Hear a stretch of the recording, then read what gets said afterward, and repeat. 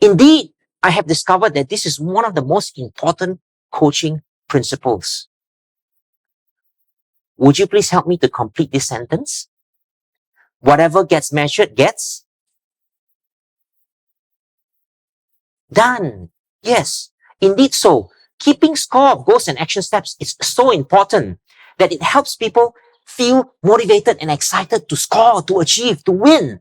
Because with the scorecard, they will be able to know the target, what's their progress at any point in time. They will be able to know the gaps and figure out ways how to close the gap if there is any. What you really want to do is to enable your coaches to have a record.